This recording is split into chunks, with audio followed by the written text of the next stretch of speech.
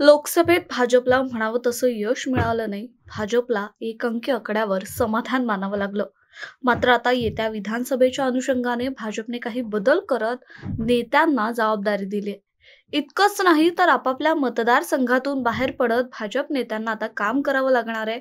पराभव का झाला याच्या शोधात भारतीय जनता पक्ष आहे आणि याचसाठी भाजपकडून निरीक्षकांची नियुक्ती करण्यात येते. विखेंना आपला नगर जिल्हा सोडून नांदेड जिल्ह्याची जबाबदारी देण्यात आली आहे, तर पुण्यातील राज्यसभेच्या खासदार असलेल्या मेधा कुलकर्णी यांना अहमदनगरची जबाबदारी देण्यात आली. मुंबईतील आमदार मंगलप्रभात लोढा यांच्यावर महाराष्ट्रातल्या महत्त्वाच्या मानल्या जाणाऱ्या बारामतीची जबाबदारी आहे. या सगळ्याचं जे काही निरीक्षण येईल त्याचा फायदा भाजप येत्या विधानसभेसाठी करणार असल्याचं बोललं जात आहे. आजही पुण्यात राष्ट्रीय स्वयंसेवक संघ आणि भाजप पश्चिम प्रांताची संयुक्त बैठक होणार आहे.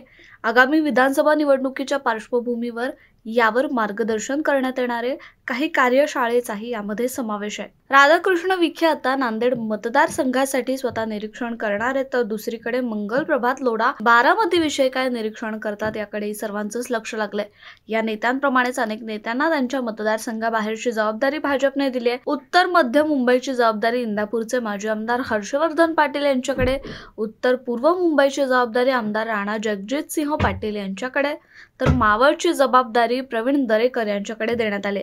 मात्र आता हे नेते काय निष्कर्ष काढतात, भाजपला आपल्या अपयशाचं कारण मिळेल का आणि या सगळ्याचं चित्र येत्या विधानसभेत कसं असेल हे मात्र येत्या काळात पाहावं लागेल.